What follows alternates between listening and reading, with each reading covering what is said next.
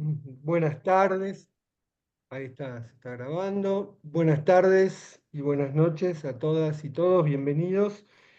Iniciamos un nuevo encuentro de nuestro seminario. Quiero recordarles que en breve, muy en breve, nuestra próxima cita será presencial y en la sede de la EOL para nuestras 14ª jornadas bajo el título Modos de gozar, arreglos y desarreglos. Será el otro sábado, el sábado 28 de septiembre, desde las 9, un poquito antes, Ocho y Acreditación, media. no, la acreditación 8:30, por favor. 8:30. Desde las 8:30. También les recuerdo que están circulando por las redes el programa e incluso un link para inscribirse previamente a aquellos que no quieran hacerlo directamente allí, lo cual va a aliviar también el trabajo a la entrada. Bueno, les cuento que se han presentado más de 40 trabajos, hay 2 plenarias muy interesantes. En fin, los esperamos para un día intenso de conversación, de transferencia de trabajo.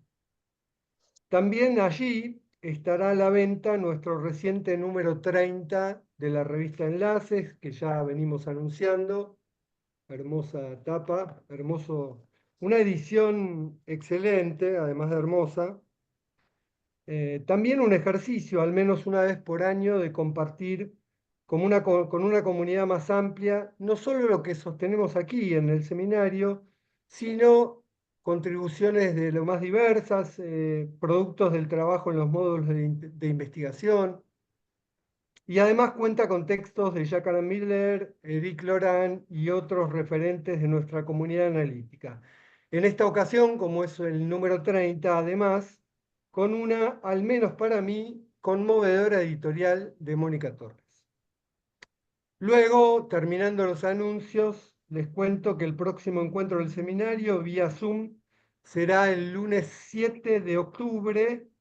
Y si hoy trabajaremos algo del orden de la sublimación, entonces se tratará de lo sublime a lo ridículo. Vamos en buena orientación. Presentarán el 7 de octubre Blanca Sánchez y Liliana Maguas y recibiremos como comentadora invitada a Claudia Castillo. Hoy, bajo el título Arreglarte, harán unas presentaciones que tienen ambas algo de viñeta y algo de argumento. En ese orden, Cecilia Parrillo y Alejandra Antuña, y luego yo ensayaré algo parecido a un comentario. Alejandra Antuña es ya muy conocida por todos ustedes, forma parte del departamento de enlaces desde siempre, podríamos decir, es la actual directora de nuestra revista, es co-coordinadora ¿no? del módulo de arte, desde el cual en parte se genera su aporte, es psicoanalista, miembro de la EOL y de la MP, forma parte del, no sé si lo voy a decir bien, Ale, del Observatorio de Género, no sé qué Sí, más, y género, transexualismo. sí. Género, biopolítica y transexualismo. Eso, de FAPOL, en fin, y es una amiga. Y la otra amiga, Cecilia Parrillo, que va a hablar primero, es también psicoanalista, también forma parte de Enlaces desde hace mucho tiempo, es una de las coordinadoras del módulo Ficciones Literatura, en el que hemos trabajado las obras de Mercedes Halfon, que algo va a tomar de eso. Es una de las secretarias de redacción de la revista, así como integrante del comité de redacción y de la comisión de Facebook de la misma. Bueno, solo diré para abrir este encuentro que la nada simple cuestión que se planteará hoy es si la creación artística o la obra de arte pueden permitir un tipo de arreglo con el goce. Las escuchamos a Cecilia y Alejandra y luego trataré, como solemos, de iniciar una conversación. Ceci. Bueno, bueno, buenas tardes a todos. Gracias por la invitación. Estoy muy contenta de estar aquí. Eh, bueno, le puse un título al trabajo que dice así: de un goce ligeramente desenfocado. Eh, Voy a leerles dos epígrafes. El primero dice así: lo desconocido que uno lleva en sí mismo, escribir, eso es lo que se consigue. Eso o nada. Este es de Marguerite Duras del libro Escribir. El siguiente dice así: la espuma dibuja algo sobre la yerba húmeda, pero apenas intento captarla con la mirada, desaparece. Este epígrafe pertenece al trabajo de los ojos de Mercedes Halfon. Bueno, la elección del primer epígrafe es del libro Escribir, como ya dije, de Marguerite Duras. Lacan ubica en su obra una operación de sublimación. A esta altura de su enseñanza, en el seminario, es la altura del seminario 11, donde se ocupa de la pérdida de goce por la alienación significante y la recuperación de goce de la separación, el arte es para Lacan un ejemplo del objeto recuperado a través de la producción del objeto de arte. Hay allí un efecto de real. Bueno, recomiendo al respecto todo lo trabajado, como ya verán en la bibliografía de la clase, por Mónica Torres y otros autores, en los enlaces 13, 14 y 20. Se ha trabajado mucho sobre esta cuestión de la sublimación en Marguerite Duras, en la literatura de ella, en el homenaje de Duras que escribe Lacan, los usos del lapso de Miller, entre otros textos. Bueno, hice como una reducción de todo lo que estuve releyendo de esos enlaces para decir que las criaturas de Duras soportan el vacío, lo resguardan y nos enseñan que el objeto causa de deseo, es decir, el objeto A, es indescriptible y no tiene nombre. Duras es un ejemplo de una solución, de un arreglo singular con el goce. Volveré a algunas cuestiones sobre el uso singular del objeto más adelante, cuando presente las viñetas de estas dos artistas sobre las cuales hablaré. Una de ellas es Mercedes Halfon y la otra es una fotógrafa. He elegido a una fotógrafa y a una escritora haciendo usos diversos del objeto en el arte. Bueno, antes de eso voy a hacer un poquito una introducción teórica. Las referencias al arte son constantes tanto en Freud como en Lacan. El mecanismo principal al que se alude en la producción de objetos artísticos es la sublimación. Freud establece que la sublimación es uno de los posibles destinos de las pulsiones sexuales parciales. La capacidad de desplazamiento pulsional es la que permite mudar la meta sexual originaria en otra no sexual. En el caso Dora, dice así: en la disposición sexual indiferenciada del niño, cuya sofocación o cuya vuelta, cuya palabra alemana es Wendung, hacia metas elevadas asexuales, es decir, su sublimación, están destinadas a proporcionar la fuerza motriz de un buen número de nuestros logros culturales.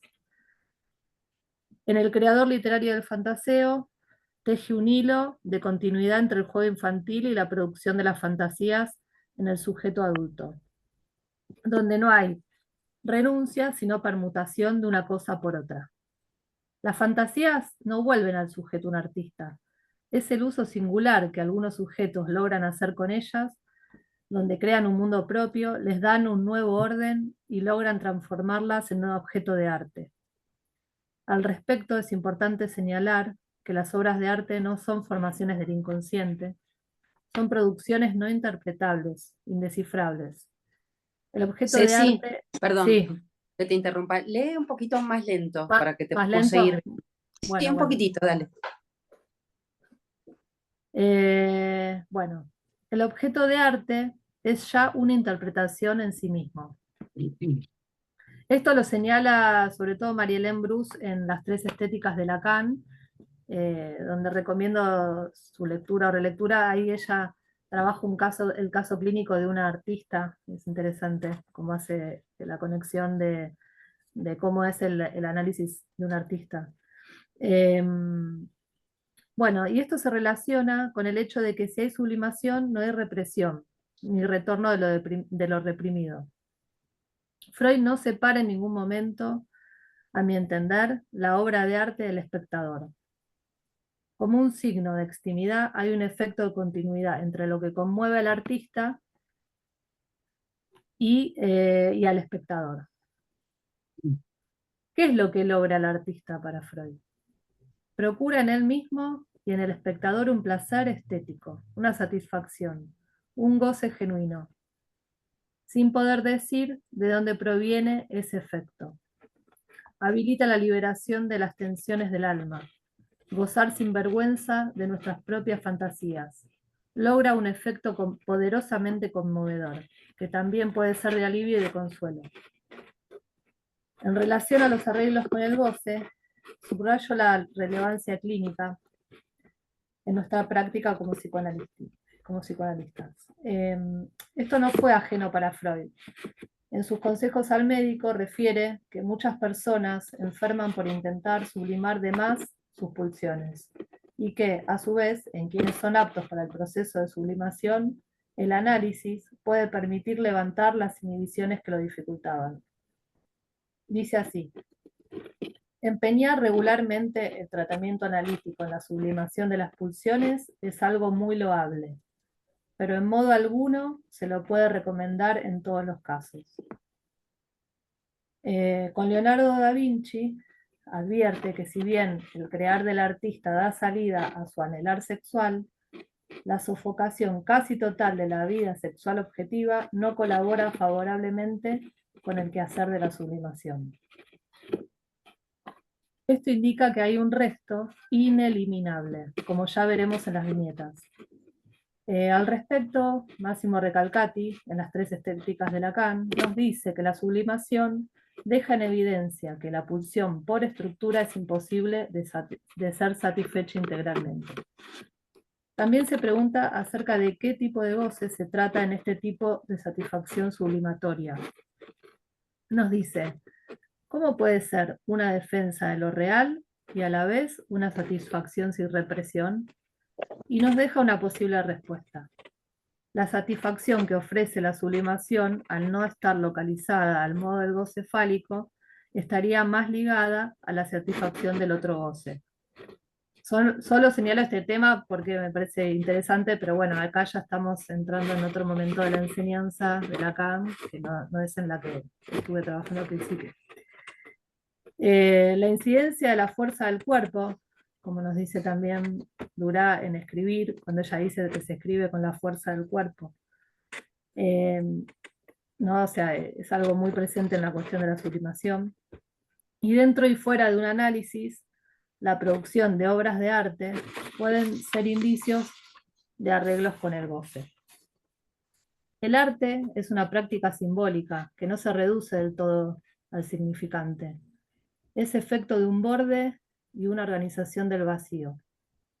Esto implica una veladura, un trabajo con lo inquietante y mudo de la cosa, del Das Ding freudiano, para que el objeto se eleve a la dignidad de la cosa, tal como lo plantea Lacan en el Seminario 7.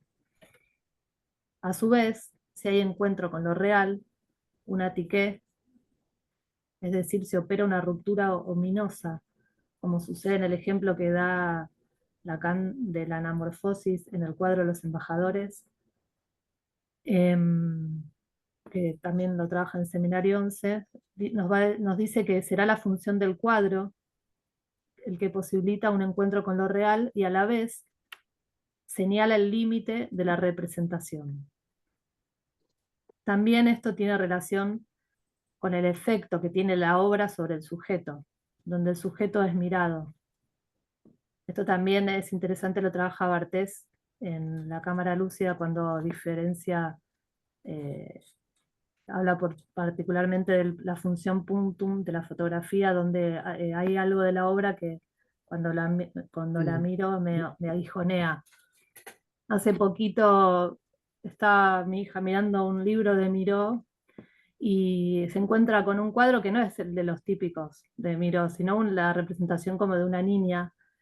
Y se queda sola y me dice: no puedo estar sola con este cuadro, me dice, me está mirando.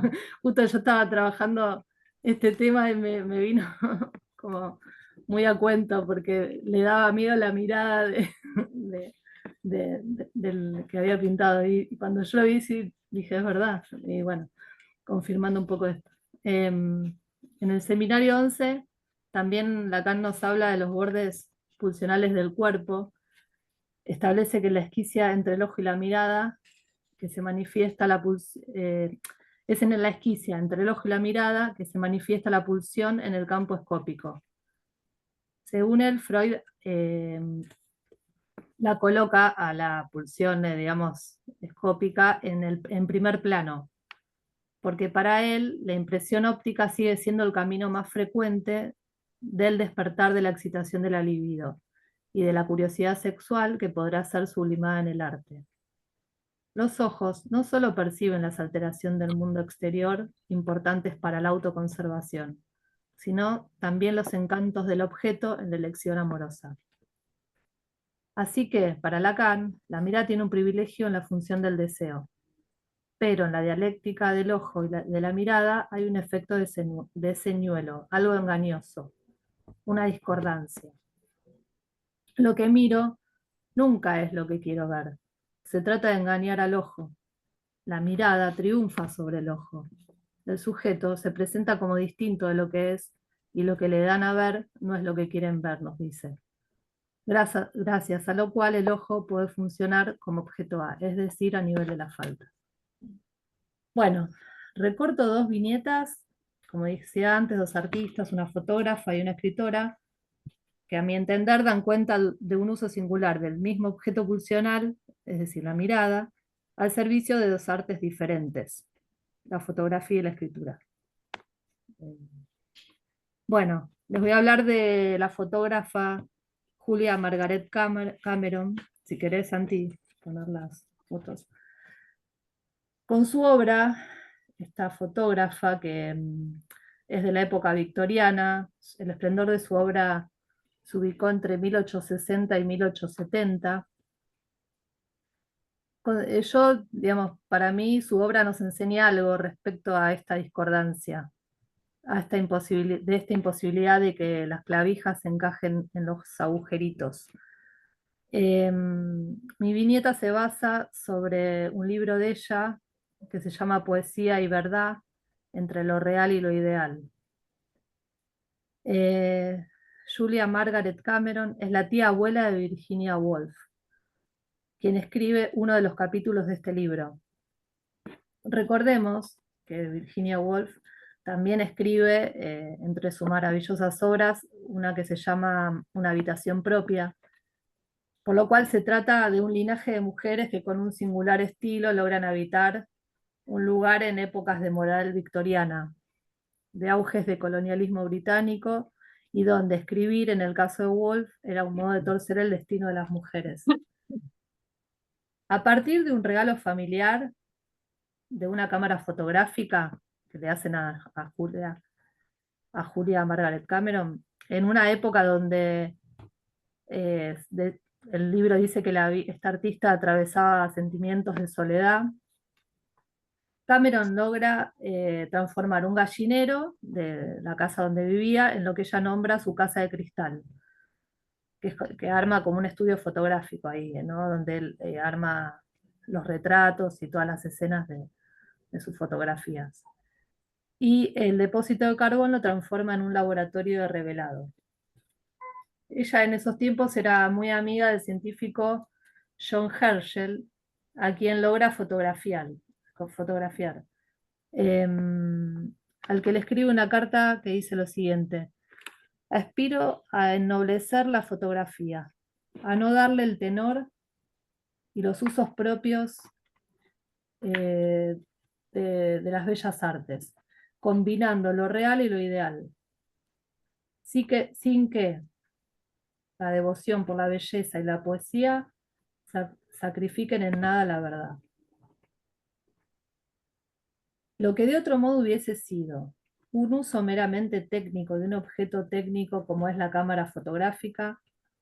Imagínense las primeras cámaras, ¿no?, fotográficas, que eran pesadas, bueno, y allí tenía mucha relevancia la función del revelado. La fotografía estaba en esa época incorporando nuevas técnicas, como el uso del nitrato de plata.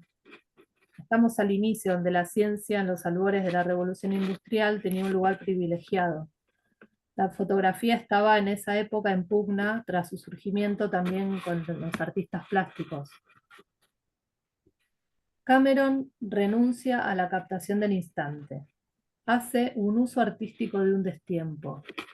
Inventa un destiempo poético. Hace un uso inédito del foco diferencial. Esto es un recurso técnico que obtiene con la óptica de su cámara. El resultado será una imagen que posee notas, zonas más nítidas, que ella llama reales, y otras menos nítidas, que ella llama ideales. Se produce una gradación entre lo real y lo ideal. Cabe aclarar que los desenfoques parciales fueron inicialmente accidentales.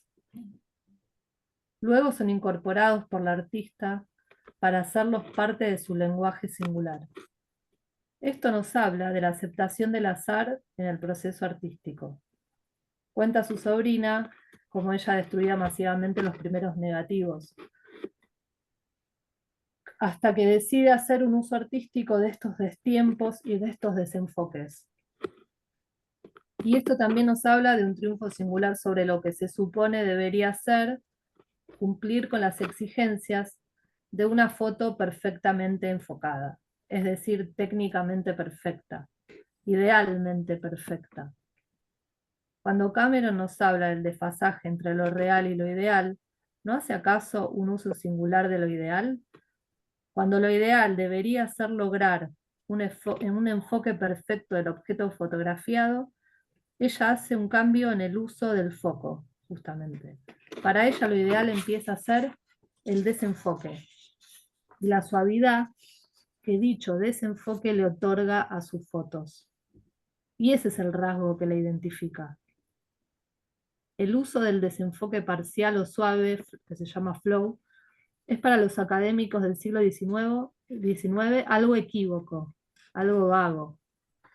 En un contexto donde lo ideal es la nitidez, Cameron pone al servicio de su creación del ideal de lo que ella considera su propia belleza, al decir del artista, mis primeros éxitos, siendo fotografías desenfocadas, fueron frutos de la casualidad. Es decir, que al enfocar y dar con algo que me resultaba bello, me conformaba, sin pararme a ajustar la lente en busca de esa nitidez en el enfoque que tanto persiguen los fotógrafos. Bueno, hasta ahí la viñeta de Cameron. Ahora les voy a contar la de Mercedes Halfon. Bueno, lo real que siempre se escabulle en ese instante, ese real que nunca se logra apresar, creo que también está presente no solo en esto que les acabo de hablar, sino en el segundo epígrafe de Mercedes Halfon.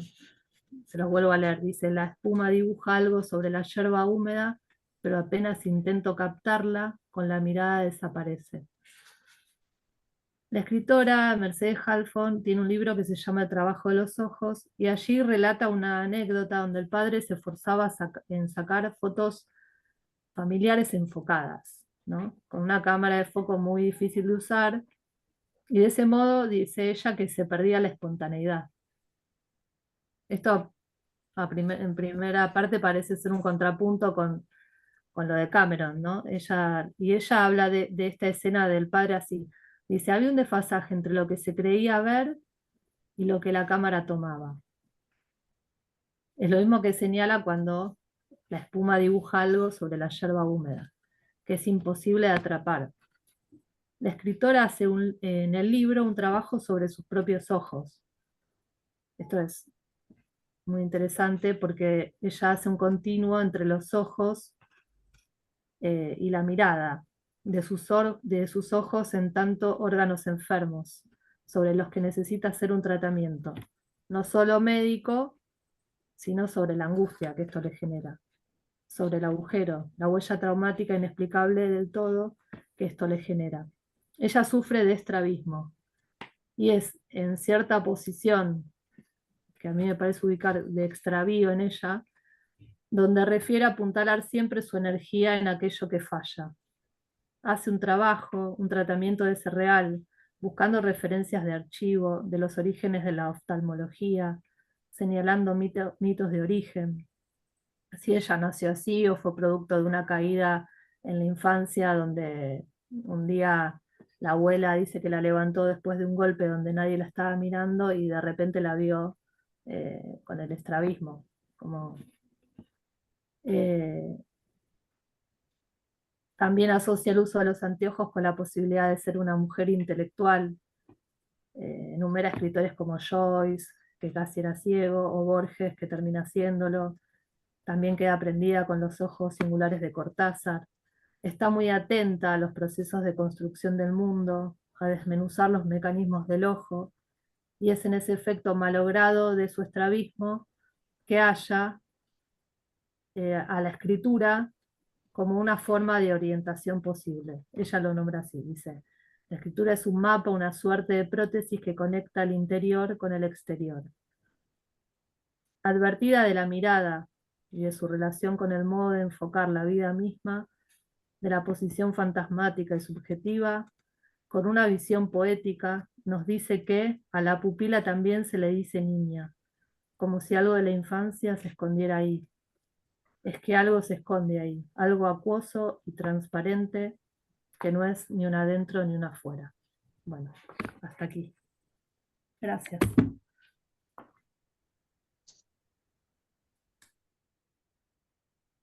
Alejandra, te escuchamos. Bueno, ¿qué tal? Buenas tardes.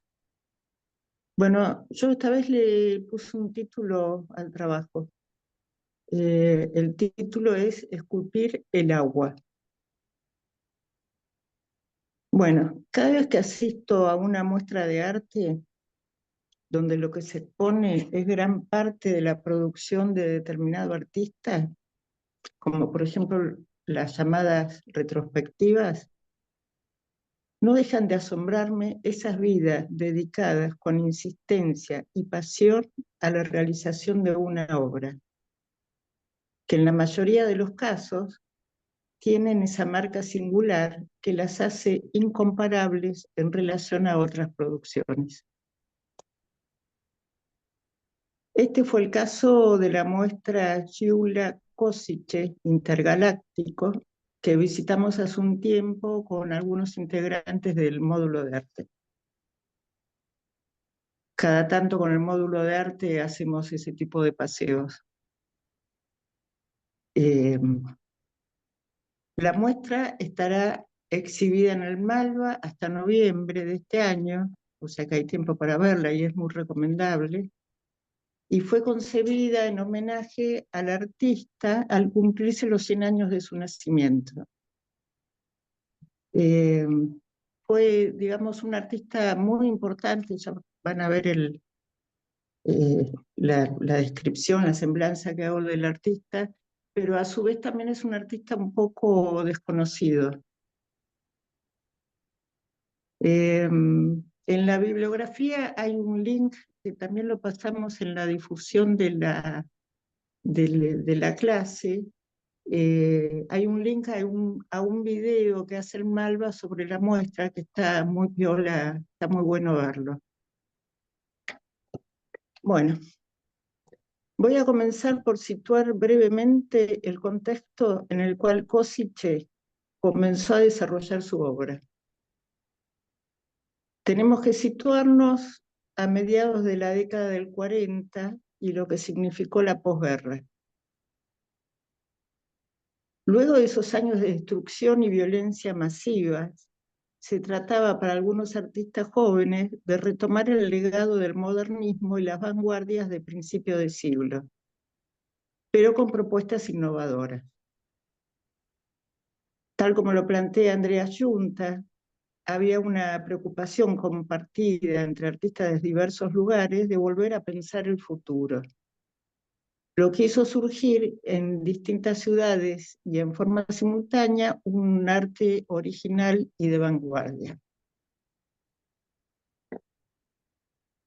Como sabemos también, la primera mitad del siglo XX fue un momento de grandes movimientos migratorios de Europa hacia América. Fue el caso de Košice y su familia, hijo de un matrimonio de origen húngaro, provenientes de la ciudad de Košice, que en aquel entonces estaba situada en Checoslovaquia, hoy día es Eslovenia, ciudad de la que él toma su nombre. Era la manera en la que quería que lo llamaran y por la cual se lo conoció. Llega a Buenos Aires a la edad de 4 años, en 1928. A los 8, sus padres mueren y él y sus hermanos son criados por la familia de otro inmigrante, compañero de barco de su padre. Ávido lector desde pequeño, queda fascinado por la figura de Leonardo da Vinci, con el cual, como veremos, comparte características en su quehacer artístico. De joven comienza escribiendo poemas, lo que mantiene a lo largo de toda su vida. Publicó un montón de libros, muchos de los cuales, estos poemas, servirán de base para sus obras.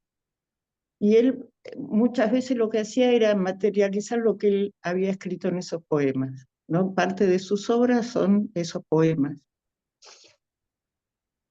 En el año 1944 publica junto a otros artistas la revista Arturo, que tendrá un único número, pero que bastará para sentar las bases de una nueva propuesta estética, en la que se proclamaba la muerte de la representación y el nacimiento de la imagen-invención. Como lo señala Gabriela Siracusano, que es una historiadora del arte, se trata de dar lugar a una imagen que apela a lo desconocido de la naturaleza, no a la imitación de sus apariencias, sino a su íntimo mecanismo de producción de formas nuevas. Es la idea de la creación de algo nuevo que no remite a nada por fuera de sí mismo. Es la idea de la obra como objeto en sí, ajeno a cualquier referencia e interpretación. Se tratará entonces de presentación y no de representación. Ese mismo año construye una escultura en madera, articulada y móvil. Ahí va a aparecer en la imagen, ahí está. A la que llama Roggi, con la que convoca la participación del espectador.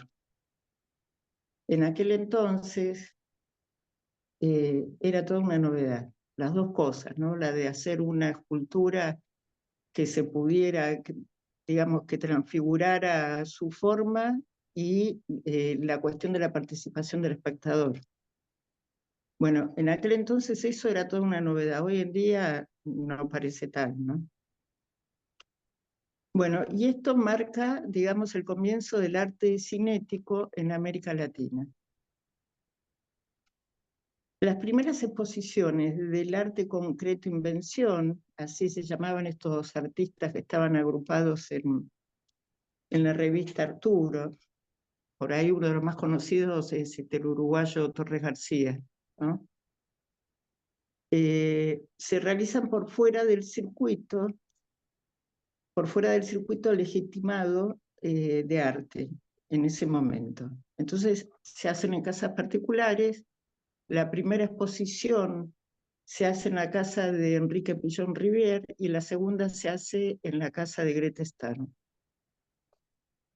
Y además, digamos, además de las exposiciones de estos artistas, intervenían otras disciplinas, como la música, la danza, bueno. En 1946, Košić rompe con este movimiento y funda con otros artistas Arte Madrid, en cuyo manifiesto leemos: contra todo ello se alza Madrid. Digamos, el manifiesto viene describiendo las vanguardias anteriores, ¿no? Entonces dice, contra todo ello se alza Madrid, confirmando el deseo fijo y absorbente del hombre de inventar y construir objetos dentro de los valores absolutos de lo eterno. junto a la humanidad en su lucha por la construcción de una nueva sociedad sin clases que libere la energía y domine el espacio y el tiempo en todos sus sentidos, y la materia hasta sus últimas consecuencias. Sin descripciones fundamentales referentes a la totalidad de la organización, no es posible construir el objeto ni hacerlo penetrar en el orden constante de la creación. Es así como el concepto de invención queda definido en el campo de la técnica y el de creación como una esencia definida totalmente. Para el madismo, la invención es un método interno superable y la creación una totalidad incambiable. Madí, por lo tanto, inventa y crea. A partir de entonces, Košić despliega con mucho dinamismo una obra múltiple y diversa, acompañada con la publicación de varios libros, poemas, manifiestos. Va desde las pinturas de marco recortado, las esculturas articuladas, todo esto era, como ya dije, era una novedad para la época, ¿no? Los objetos transformables, a estructuras lumínicas realizadas en plexiglas. El plexiglas es un material, es un plástico transparente. Ahí en la muestra del Malva se ven las primeras esculturas que él hace en este plástico, que la característica que tiene es que es maleable a alta temperatura. Y tubos de gas neón. Pero si hay algo por lo que él quiere, también él dice que fue el primero en hacer obras lumínicas, ¿no? Pero si hay algo por lo que él quiere ser reconocido, es por la introducción del agua en movimiento en sus esculturas, los que hasta el momento ningún artista había utilizado. Él siempre se presenta así, como que él fue el primero en introducir el agua en movimiento en las esculturas. En 1944 había escrito un poema titulado Intuición alrededor de la gesta, en la que imaginó una gota de agua acunada a toda velocidad. 2 años después convirtió esa imagen en una escultura. En su obra va combinando entonces estos elementos: el plexiglas, la luz y el agua en movimiento, propulsada por aire por unos motores, para desarrollar esculturas y estructuras hidráulicas, algunas de gran envergadura, hechas a pedido para ser emplazadas en lugares públicos. Ahí, Santi, si podés poner las imágenes de la 2 a la 5.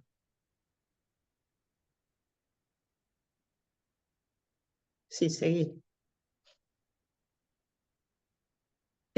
Ahí, bueno, esto es una foto, pero habría que verlo. Todo ese agua que está ahí, que se ve, está en movimiento, ¿no? Esa es una obra, una fuente que está, no sé si todavía está, que fue hecha para La Plata. Y hay varias obras suyas en distintas ciudades. En Junín, por ejemplo, hay una escultura. En Uruguay, en La Paloma, en Punta del Este, bueno, hay varias por todas partes. Bueno, como señala Mari Carmen Ramírez, una de las curadoras de la muestra del Malva, Košić estaba tan consciente de la radicalidad de la propuesta que asume su identidad con el agua. Dice: yo soy el agua. No solo se identifica con el agua, sino que crea todo un sistema lingüístico de neologismos basado en el agua, lo cual puede leerse en todo el poemario que va acompañando su obra. Cuando le preguntaban el porqué de su predilección por este material, tan impropio para alguien que en principio pretendía modelar el espacio, solía responder con el recuerdo de aquel viaje en barco que lo trajo a la Argentina cuando era un niño de 4 años, en el que él decía que por 40 días lo único que vio fue agua y cielo. Pero sin duda, su obra más ambiciosa y la que mejor representa su concepción del arte es la ciudad hidroespacial. Especial también. La maqueta de la obra está exhibida en la muestra del Malva. Está muy bien, la muestra del Malva está muy bien curada, es muy linda para ver. A Košić le gustaba decir que más que una obra terminada, era un proceso. Comienza a concebirla desde muy temprano, en poemas, manifiestos, conversaciones. Ya en la revista Arturo había escrito: el hombre no ha de terminar en la tierra. Y esto por cuestiones demográficas y por la destrucción del sistema ecológico, del cual participamos. Se trata de una ciudad suspendida en el espacio, a 1000 o 1500 metros de altura, cuya energía de sustentación sería extraída del agua de las nubes. En 1971 exhibe por primera vez una maqueta de la misma y publica el manifiesto de la ciudad hidroespacial. Hábitats voladores. Si querés anda poniendo las imágenes, Santi, las últimas. Esto era, ahí arma como una constelación donde está la ciudad, esa mancha que se ve a la izquierda es con la ciudad hidroespacial. Pone otra más.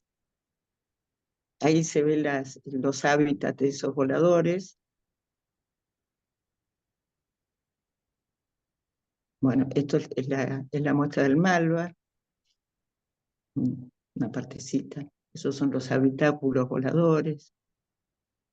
Bueno, entonces, se trata de esos hábitats voladores en los cuales los hidrociudadanos nómades podían ir y venir a la Tierra y cuya finalidad era crear espacios para liberar al ser humano de todas las ataduras. Es una concepción poética y no funcionalista de los lugares para vivir y apunta a la organización de una sociedad utópica muy distinta de la capitalista.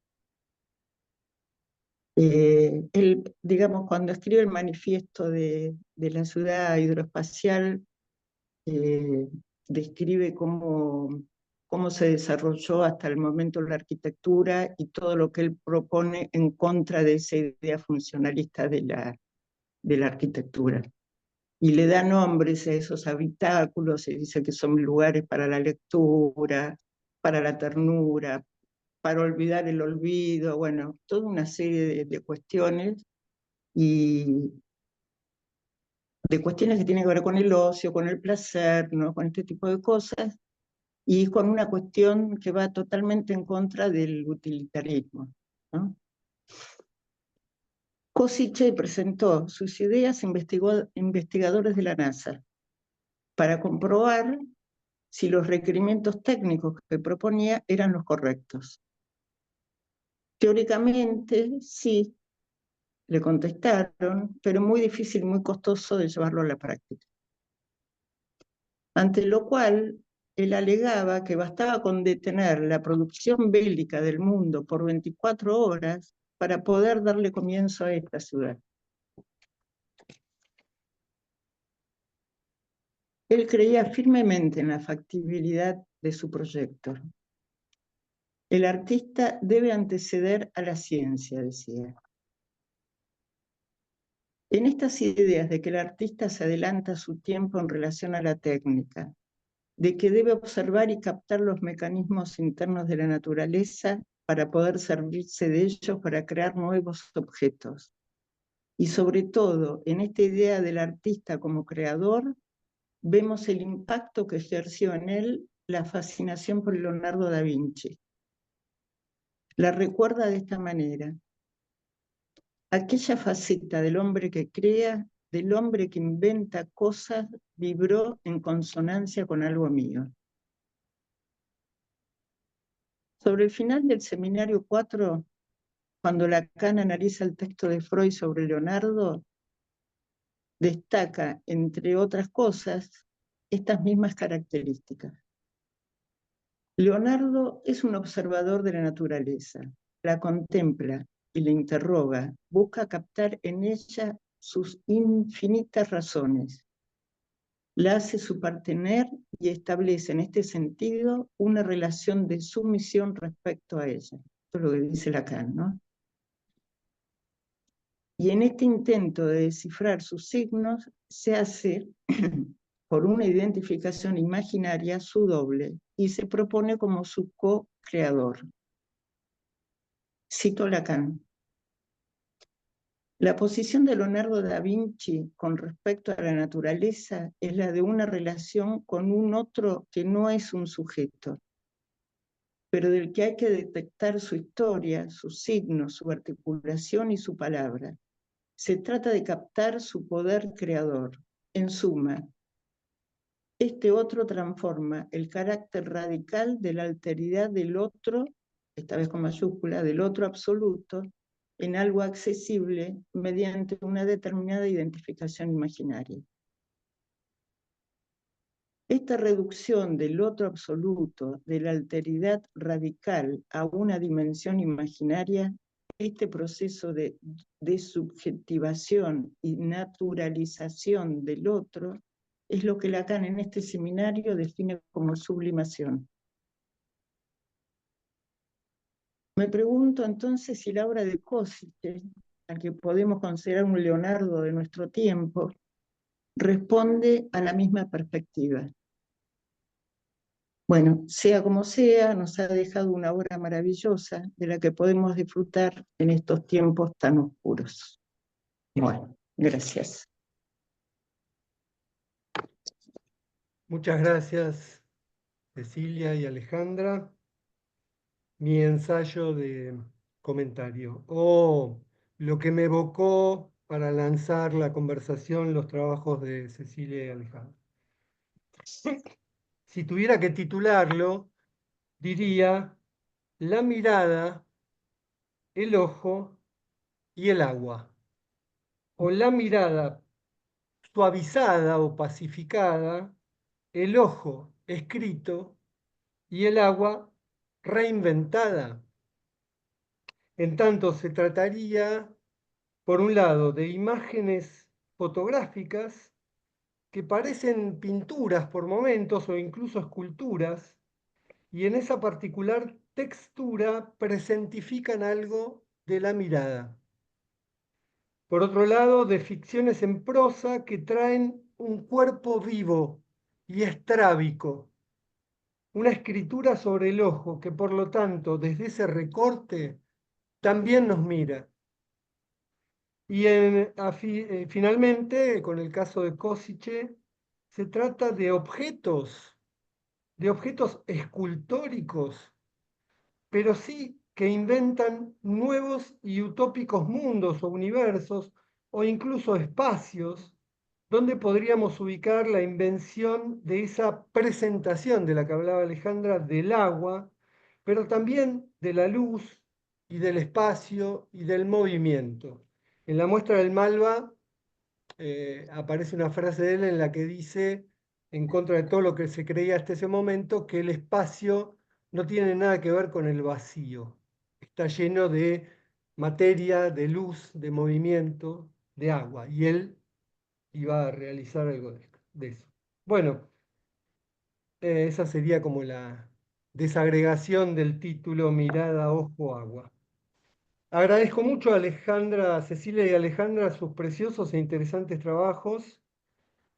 Bueno, los temas y la bibliografía que nos traen son para hacer todo un seminario de investigación, y desde que me llegaron solo he podido hacer algunas lecturas aportando a la conversación.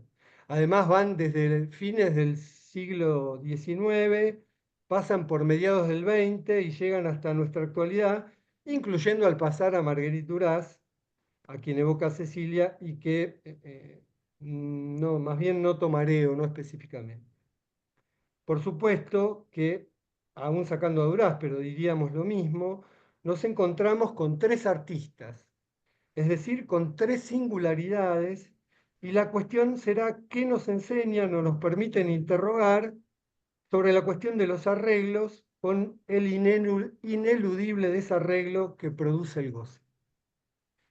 Habíamos trabajado las novelas de Mercedes Halfon en el módulo de literatura, del que Cecilia es una de las coordinadoras, así que fue más bien un gusto volver a el trabajo de los ojos, pero particular esta vez con el problema de la esquicia entre la visión y la mirada, que Halfon plantea a su modo. Y revisitando a Freud, referencias que tampoco voy a tomar especialmente, pero que en todo caso podemos retomar en la conversación, Cecilia nos lleva a la fotografía y en sus inicios, o más bien a una fotógrafa, para mí hasta hoy desconocida. Es muy interesante, me lo pasó Cecilia el libro Poesía y Verdad entre el ideal y lo real, que incluye un testimonio de ella que se llama Anales de mi casa de cristal, y cómo allí la describe su sobrina nieta, Virginia Woolf, en su texto, especialmente a partir de su estilo apasionado, tal vez un poco maníaco, ¿no? No sé si coincidí, Cecilia, ella cuenta cómo Cameron, Julia, se ocupaba de las cosas de la casa, transformaba el gallinero, tranquilizaba a su marido que estaba un poco deprimido, Casi lo recibía a la funde, familia, casi lo traía un funde invitado para... económicamente. ¿Eh? Casi lo funde económicamente, el dinero que Sí, le bueno, gastaba. y hacía mil cosas a la vez, y mientras le servía té a los que posaban y a Sí. los invitados, y si se iban los acompañaba con la tetera y la taza de té, tomando el té hasta la puerta. Tenía como una cosa muy apasionante. Finalmente, una fotógrafa que encuentra un modo de hacer del no foco o del desenfoque un estilo. Alejandra, por su parte, me ha conducido al placer enorme de asistir a la muestra de Košić en el Malva, y como contó en la bibliografía, si lo quieren atrapar, hay un link en que se puede ver un poco en voces de sus curadoras de qué se trata la muestra, y también en la bibliografía pueden encontrar un link de la Fundación Košice, que no conozco, pero por lo que pude ver, me parece que debe ser imperdible. Es completamente impactante lo que Košice logra con sus usos inéditos de elementos y materiales que realizan, digamos, objetos, si se los puede llamar así, antes inexistentes, antes de él no existían, y que parecen viajar desde imaginaciones que habitan su inconsciente o su cuerpo. Y parece que lo habitan desde niño, hasta materializarse y vivir. No solo algunos se mueven, incluso parece que se mueven las obras que no los hacen, ¿no? Que no se mueven. Hay como unos conos que contienen unas burbujas que en realidad son de plástico, pero con la luz, si uno se mueve, pareciera que esas burbujas se movieran. Es decir, que además son objetos que bullen, que laten, en algunos casos se mueven, o que tienen agua que se mueve y tienen luces. Uno les supone incluso sonidos.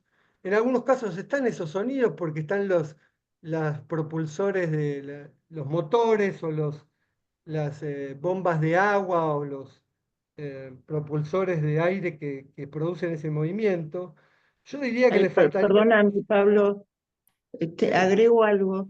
No están en el Malva, pero hay algunas esculturas que hizo, no sé cómo llamarlas, ¿no? Estos objetos que cambian las luces, insisto, hay que ubicarse en aquella época, ¿no?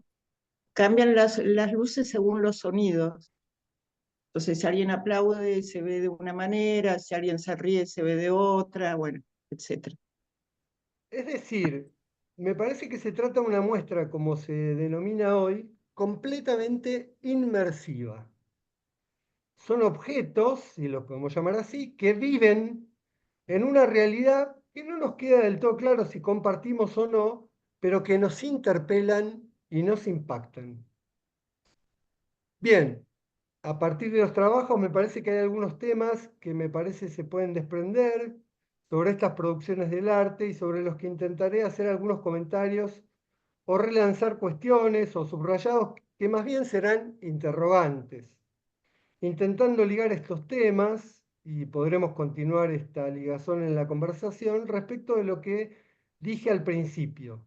Si así como lo puede producir hacer la experiencia de un análisis, el arte puede verificarse caso por caso como una vía para un arreglo logrado, estable y que hace lazo social con el goce. Uno de esos temas es con el que Miller, con Lacan, titula uno de los grandes apartados del Seminario 7, la ética del psicoanálisis. Lo llama el problema de la sublimación.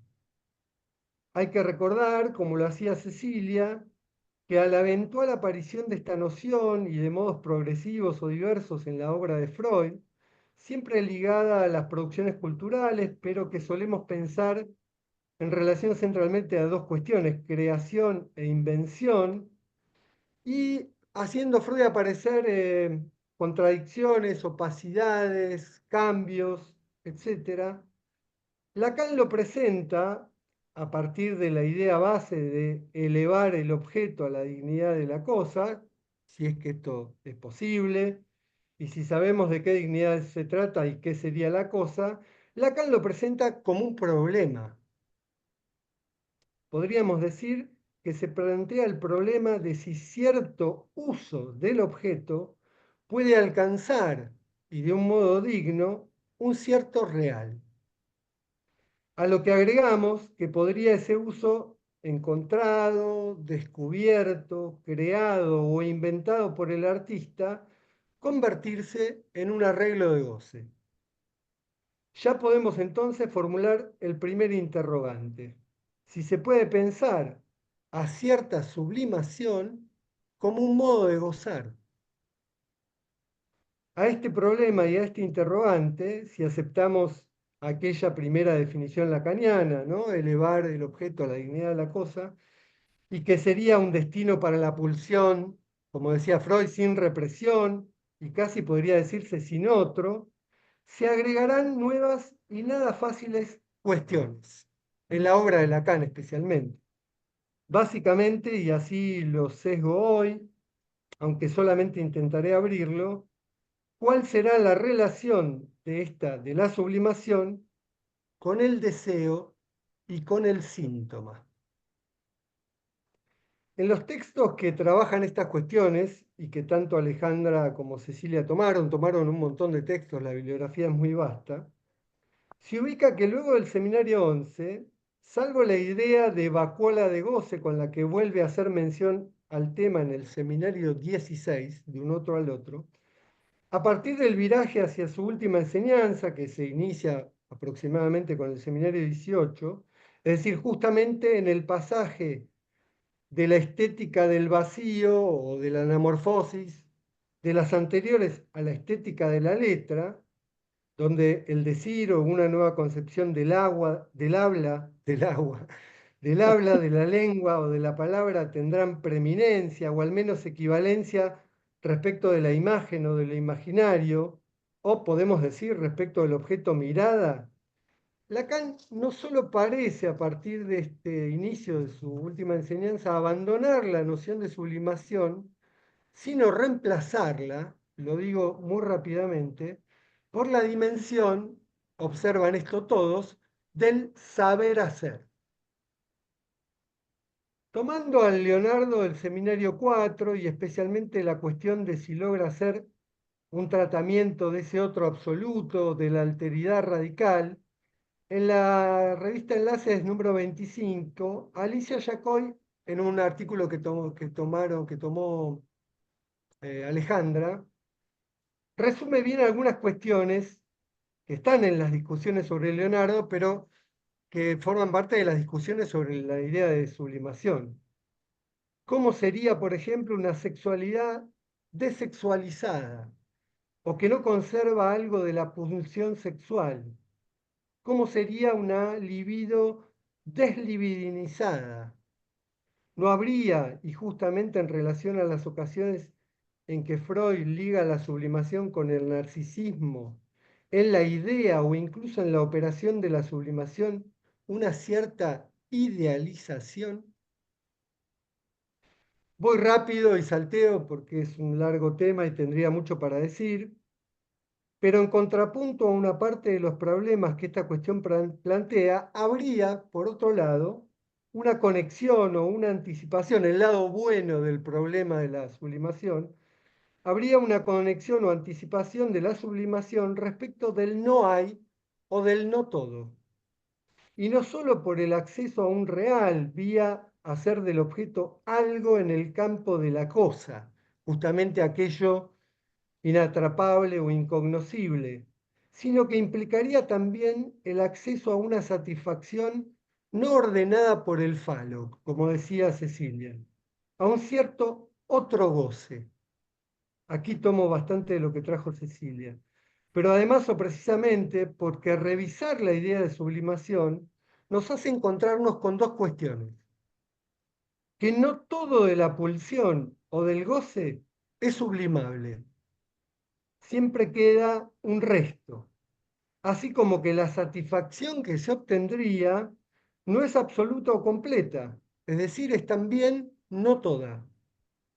No se alcanza la satisfacción plena o lograda de la pulsión vía la satisfacción o la creación artística.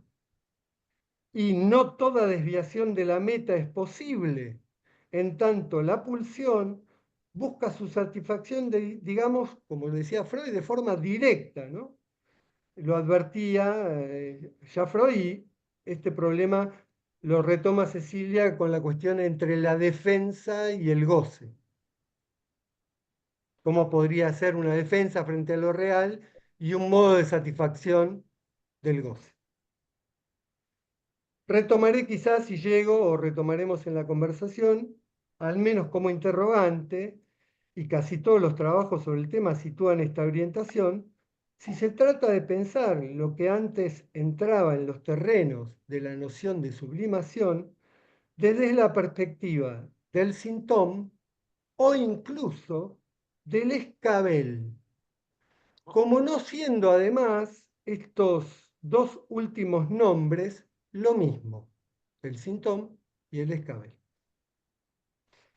Bien, otro de los temas que me parecía interesante subrayar es lo que se podría llamar el desenfoque del goce, siendo que el goce siempre conserva una dimensión inatrapable, real, sin sentido, o al menos opaca a la representación, así como a la interpretación.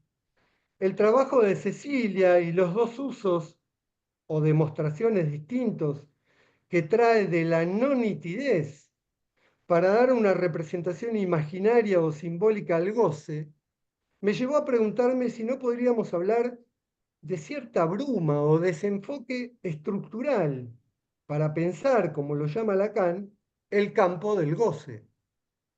Y si por lo tanto el modo de gozar o el arreglo con el goce no podrían pensarse como soluciones a esta cuestión, ¿no?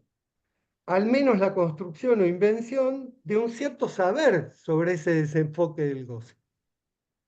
Lo que no quiere decir, como lo muestra bien la obra de Cameron, que tenga que ser una solución nítida, transparente, brillante, ¿no? Clara, como todas las características contrarias a lo que trabaja respecto del punctum Barthes, o como lee los diversos usos de la fotografía un John Berger en sus modos de ver, o hay una edición que se titula Mirar, donde toma varias ideas de Susan Sontag sobre la fotografía y la creciente domesticación capitalista de sus imágenes.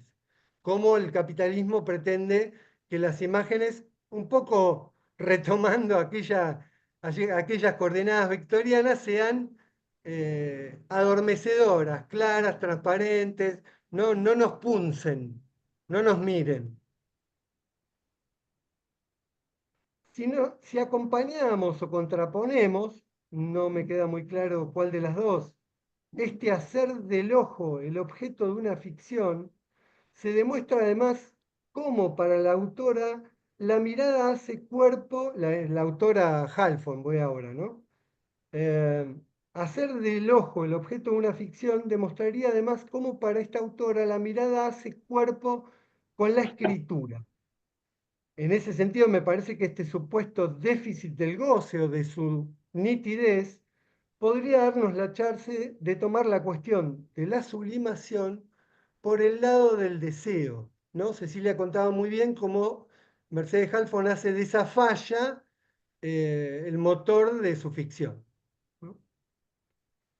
Por el lado de Kossice, que me parece que verdaderamente se trata de un inventor, de lo que se llama un inventor, al modo de Leonardo, hacer una estética del agua, pero también de la luz o del color y del espacio, con objetos que se mueven propulsados por motorcitos o compresores de aire o bombas de agua, que se muevan o no, traen o presentan algo del orden siempre del movimiento, al punto de nominarse el inventor como ser el agua, ¿no? En el sentido de hacer algo que nadie había hecho antes.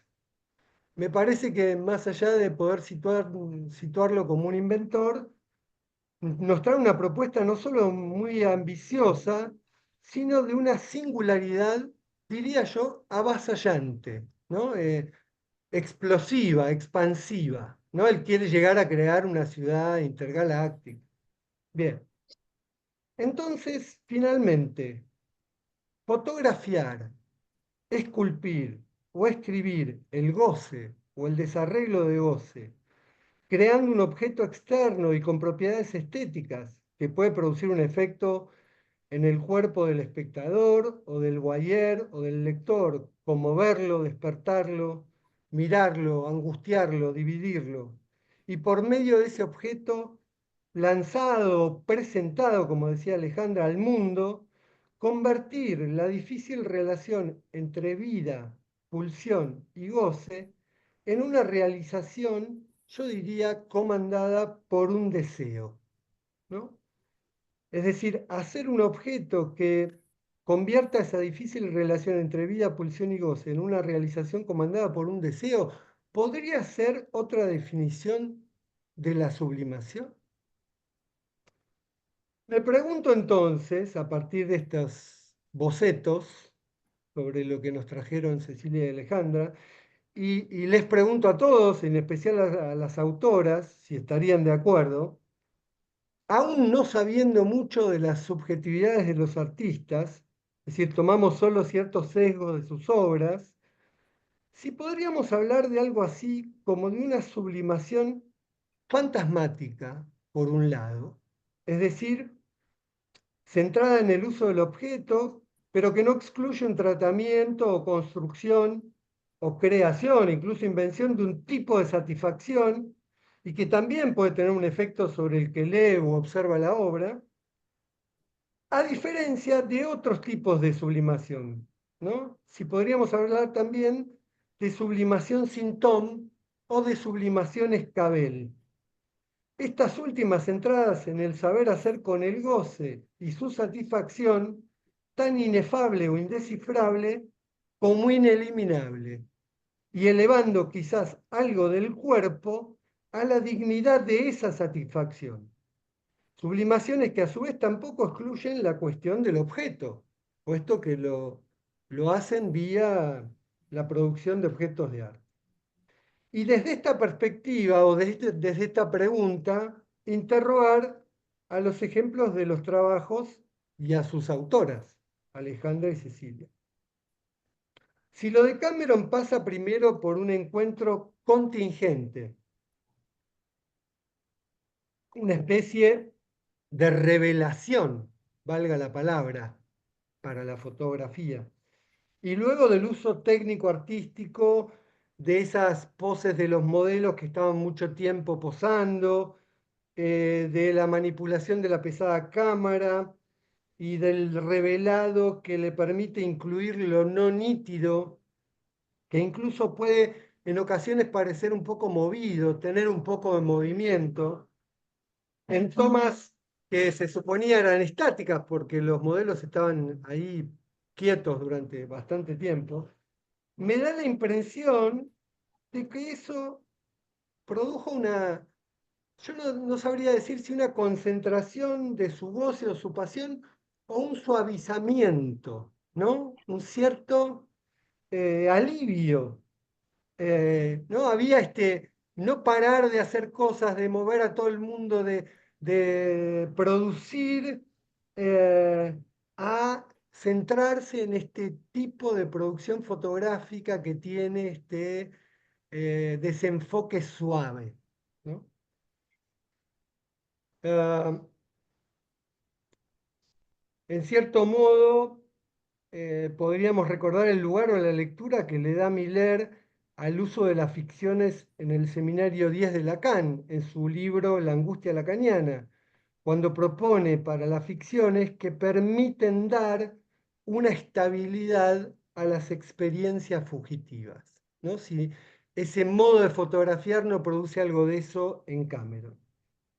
Por otro lado, si en Halfon no habría un cierto tratamiento del síntoma y del cuerpo del síntoma, que no sabemos o no podríamos afirmar si es fantasmático o sintomático, pero si su práctica, sí podríamos interrogar si su práctica de la letra converge con el uso del inconsciente, como Lacan propone para Duras. Lo propone respecto especialmente de LOL, pero aplicable en toda su obra, su saber sobre ese objeto inatrapable, ¿no? Es seguro que el testimonio ficcionado de Halfon y de su novela neurótica, un siglo y medio posterior, es bien diverso del de Cameron, y yo no sabría dónde situarlo, pero lo situaría quizás en una sublimación fantasmática. Y si, que no sé si llega a un saber hacer con el síntoma, quiero decir. Por otro lado, si en Košice, si podemos proponer, se puede ver en sus posiciones rupturistas, pero también había toda una dimensión de performance, ¿no? Eh, Él hacía, cuando presentaba los manifiestos, las muestras, también incluía fotos del mismo, ¿no? Había imágenes incluso de su cuerpo alrededor de la producción artística, filmaciones de cómo la producía, se hacía fotografiar incluso desnudo junto a su obra. Y por estos alcances imaginados o utópicos de sus inventos, si no podríamos pensar un poco la presentación de su escabel, que le permite un lazo social a la vez embelleciéndolo o alimentando un ego singular, ¿no? Este que va a realizar el objeto que nunca nadie hizo, la ciudad que va a resolver el problema del mundo, etc. Bien, quisiera volver entonces a los trabajos para plantearles algunas preguntas puntuales que específicamente me llamaron la atención y tal vez permitan abrir el trabajo de conversación que las mismas provocan. ¿Cómo pensar la operación que Virginia Woolf llama bellamente, y lo tomó Cecilia, de destiempo poético? Es hermosa esa definición, ¿no? Que Cameron usa un destiempo poético para, como decís en tu trabajo, Cecilia, y aceptando la irrupción del azar, articular o inventar un lenguaje visual que acerque, ponga en relación o produzca unas gradaciones, como también llamás, al desfasaje entre lo real y lo ideal, ¿no? Y que nos enseña o plantea sobre el desenfoque estructural del goce. ¿Qué pensás vos? No sé si se puede asegurar o generalizar, solo sobre los efectos que esto produce tanto en el artista como en quien miramos sus fotos, ¿no? Este destiempo poético. ¿Qué tipo, de un modo diverso, de sublimación operaría en lo que Halfon define tan bellamente para su escritura, y vos citás, como una forma de orientación, un mapa, una prótesis que conecta el interior con el exterior y que también bellamente, con una metáfora acuosa, se encarnaría en la pupila, ¿no? Ella dice que a la pupila, esto le dicen la niña, ¿no? Que conecta acuosamente el afuera con el adentro, pero también ella dice en la página 66 de esta novela, dice, se da por sentado que es posible elegir un enfoque u otro para lo que sea que se haya decidido hacer. Pero el enfoque es el que nos elige a nosotros. Lo que hacemos, lo que nos gusta, las personas a las que vamos a amar, son el resultado de nuestra única posible forma de enfocar. En ese punto no sabría si llamarlo sintomático o fantasmático a su arreglo. Y finalmente, ¿cómo pensás, Alejandra, esa interesante fórmula que, que no recuerdo si toma Giunta o no, la crítica de arte, siracusano creo que es, y que toman en el movimiento Madí, de imagen-invención, ¿no? Imagen-invención, que intenta atrapar de la naturaleza su íntimo mecanismo de producción de formas nuevas y que lo conduce a Kossice, a diferencia de Leonardo, a realizar, a forjar y hacer existir objetos que antes no existían y que desde el movimiento Madí, como nos contabas, llamaban esa invención la creación de una totalidad incambiable. Me suena bastante esa imagen-invención justamente quizás a la idea de Escabel.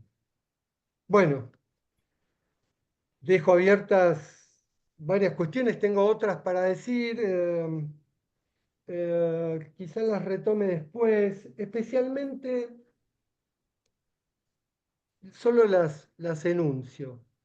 Un momento en el seminario 7, en la página 286, en el que Lacan con Freud hace una advertencia para el analista de una prudencia en relación a la manifestación de la creación de lo bello, ¿no?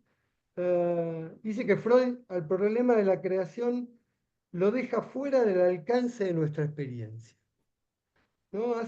Tiene como una idea, sobre todo cuando el objeto de la creación artística pasa al campo de los bienes, a saber, cuando se ha vuelto mercancía. Como si dijera, bueno, tengamos cuidado cuando leemos eso. Eso es un detalle. Y finalmente, dos pasajes en los que Éric Laurent, en su libro El reverso de la biopolítica, anticipa esto que planteo del Sintón y el Escabel. Alejandra no lo cita, pero ha tomado bastante en algunos de sus pasajes algo del espíritu del reverso de la biopolítica. Hay un capítulo que se llama De la sublimación como goce. Y por un lado, en la página 103 y 104, Eric habla de cómo Lacan ya no piensa la sublimación como un problema y pasa este saber hacer por el lado del síntoma, ¿no? Eric dice, tras el seminario aún, la sublimación ya no es más un problema. Cita Lacan, a partir del momento en que el lenguaje y goce van a la par, en que el significante es la causa del goce, la sublimación se convierte en un verdadero goce, hasta el punto, en realidad, perdón, está citando a Miller, en que Lacan puede decir que la otra satisfacción se puede situar al surtir de los universales, a falta del goce de la relación sexual, tenemos el goce de la comunicación, de la comunidad, que da importancia a la cuestión de saber cómo situarse junto al otro, de acuerdo con qué reglas obedecer, etc. Hay un cambio de perspectiva. Allí el goce no aparece ya como un infranqueable. la barrera se desvanece. En el lugar de lo inaccesible, franqueado a costa de un forzamiento, se inscribe lo imposible de la relación sexual. Lo que Eric explica como un pasar del paradigma de la transgresión y el franqueamiento al de la manipulación de la imagen del partener síntoma, ¿no? Un saber arreglárselas con el partener síntoma, así como con la imagen. Y por otro lado, más al final de ese capítulo, en las páginas 116 y 17, Eric dice, lo leo rápido, el escabel está del lado del goce de la palabra que incluye el sentido.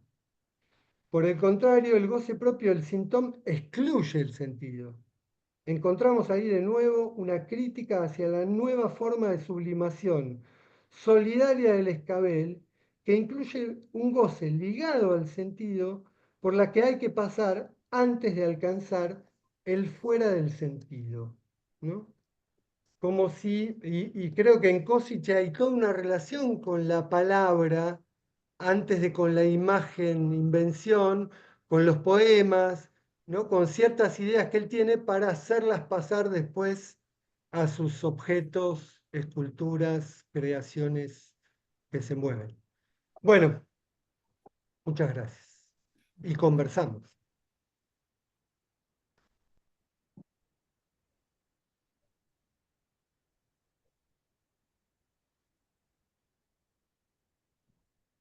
Mónica. Bueno, pues, Si quieren decir algo antes, Alejandra o Ceci.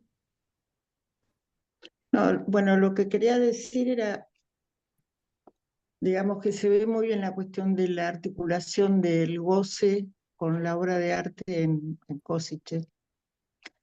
Hay algo que él dice que es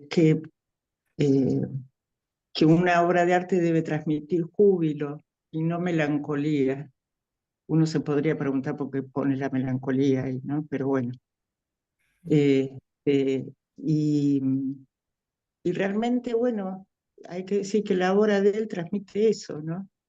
Y por otra parte, él en realidad era, según sus parámetros, más creador que inventor, ¿no? Él decía que la creación era curativa, no daba más explicaciones, pero decía eso.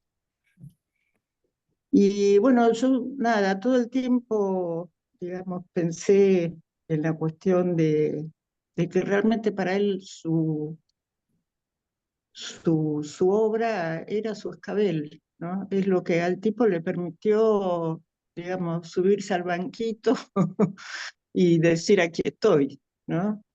Estas son mis invenciones, mis creaciones, este soy yo, ¿no? Soy el nuevo Leonardo de este tiempo y el que Sí, les va sí, a proponer. sí, claro, el nuevo Leonardo es un poco una deducción mía, no es que él lo dijera así explícitamente, pero bueno. No, pero Y está. después, no, lo que me parece interesante de lo que trabaja Erika ahí en el reverso es que él dice que el escabel, está bien, diferencia la cuestión del escabel con el síntoma y toda esta cuestión, pero que el escabel que es la sumatoria de la sublimación y el narcisismo, ¿no? Y esto bueno, nada, me parece que el ejemplo de que Košić se trata de eso, digamos, del escabel. Bueno, yo no sé si eso excluye, vos lo ponías como oposición, ¿no? Que eso, si eso excluye la cuestión fantasmática, ya ahí no lo sé. Pero bueno, listo. ¿Ceci? Sí, no, es una pregunta muy difícil lo de oponer lo fantasmático a lo sintomático, no lo podría responder. De hecho, mi trabajo hubiera sido imposible, porque yo me preguntaba todo el tiempo, o sea, ¿por qué Lacan habla de sublimación en Dura y después en Joyce? Creo que no, tengo entendido, ¿no?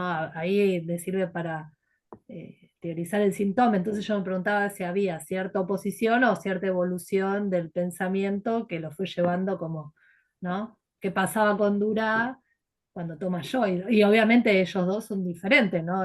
Tanto Joyce como Dura, su escritura y su obra, ¿no? por lo cual no podríamos tampoco ni siquiera homologarlos.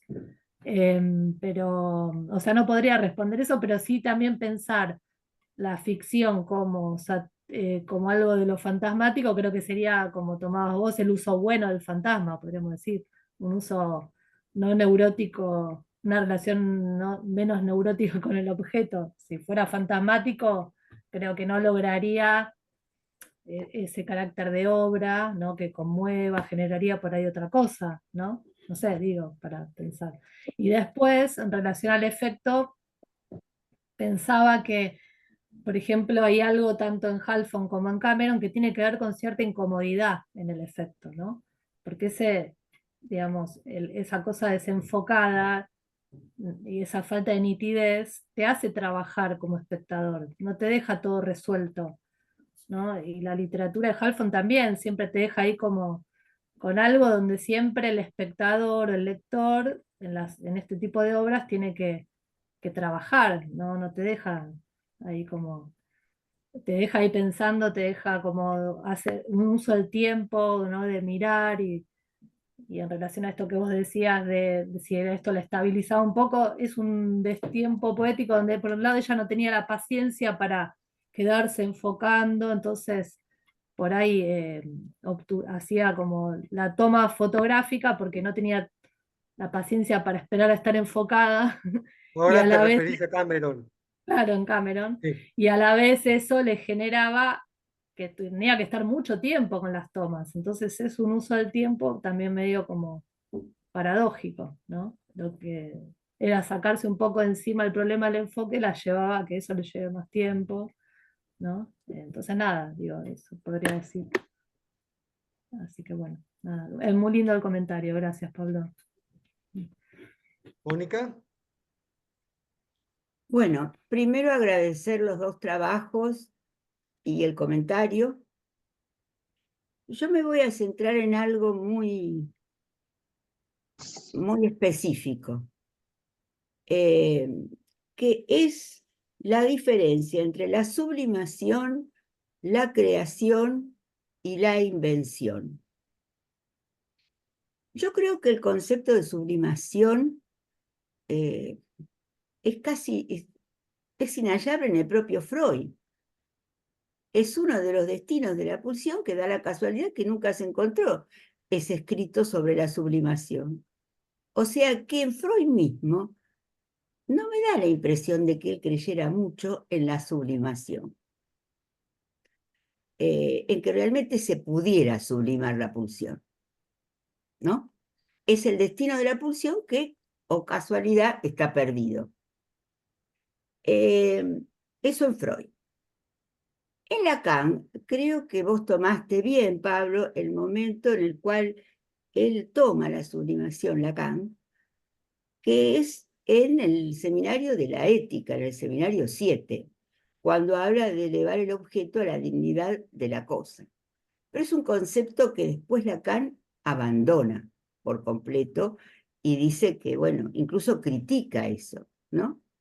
Se critica a sí mismo. Por lo cual yo creo que el concepto de sublimación tendría que releer ahora lo que dice Eric, ¿no? Que me parece que es otra cosa. Pero el concepto de sublimación, yo no lo encuentro tampoco tan así, Cecilia, en Marguerite Duras, que de todos los autores que han nombrado es la que más he trabajado. Voy a volver ahora sobre Marguerite Duras, pero voy a decir que yo creo que la creación se diferencia de la invención en que la creación es ex nihilo. Es decir, no se basa en lo que ya hay, sino que crea algo completamente nuevo, ¿no? Mientras que la invención es con lo que hay. Por eso, cuando hablamos del Santón, ¿no? Como la solución que un sujeto puede encontrar, es la solución que encuentra vía la invención y no la creación. Porque tiene que encontrarla con lo que hay, con lo que queda, con los restos, precisamente, de la operación del lenguaje sobre la cosa, ¿no? Y que el resto fundamental de la operación del lenguaje sobre la cosa es el objeto A en principio, en Lacan. Yo creo que en el homenaje a Marguerite Duras, que es del año 1965, él está muy cerca de la proposición del 67, donde empieza el fin de análisis como atravesamiento del fantasma. Así que el escrito sobre Marguerite Duras, que es una maravilla para mí, y yo nunca me ocupé en ese escrito de la sublimación, sí del objeto,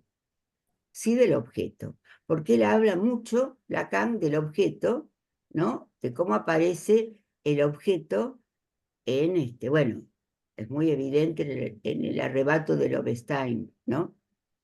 Es el homenaje a Marguerite Duras del rapto, mejor dicho, arrebato, porque la raíz de la palabra me gusta la relación que tiene con arrobamiento, ¿no? Y que hemos trabajado en otras ocasiones. Ese arrebato, o sea, que ella es arrebatada, tiene el doble sentido de ser arrebatada y de su propio arrebato, de su propio arrobamiento con la escena, las dos escenas. La primera con esta madre robándole al novio y la segunda con Tatiana y Jack Holz, ¿no? Que reproduce la primera. Después habla también, como al pasar de las 10:30 de una noche de verano, que es otra novela de Marguerite Duras, más sobre la neurosis, y más referida, y más quizás autobiográfica, puesto que la protagonista de la novela Las 10:30 de una noche de verano es alcohólica, como lo era Marguerite Duras. Por otra parte, En dos entonces, versiones sobre el objeto mirada. sí, pero siempre sobre el objeto, ¿no? Esas bodas taciturnas de la vida vacía con el objeto indescriptible, para citar a Lacan, hablando de lo que dice además, sus criaturas atrapadas por el amor imposible de domesticar. Yo lo que más he trabajado en Duras es ese amor imposible de domesticar y la relación que éste tiene con el deseo y con el goce. No he trabajado la sublimación, porque yo no creo que ella sublima. De hecho, coexistieron a lo que ella ha escrito, a sus novelas, sus historias de amor y su relación al alcohol. Con lo cual uno no puede decir que fuera una sublimación exitosa, ¿no?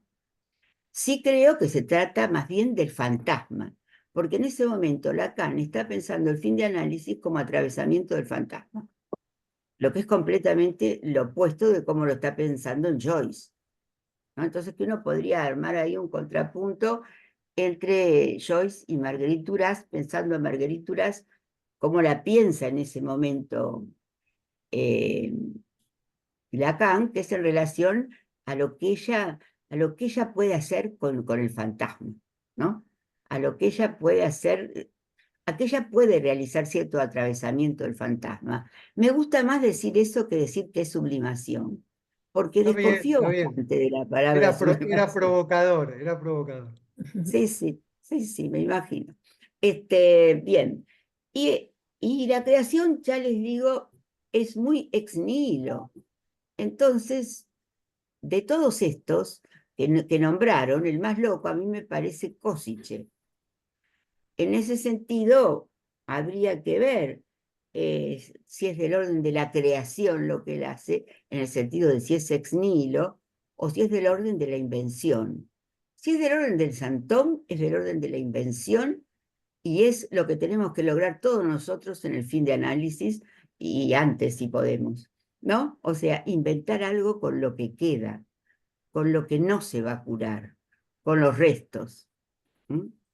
Eso me parece que es la invención. Y que el artista, como lo dice ya en el homenaje a Marguerite Duras, nos lleva siempre a la delantera en esa invención. Porque hay invención en el artista, aunque nunca jamás se haya analizado.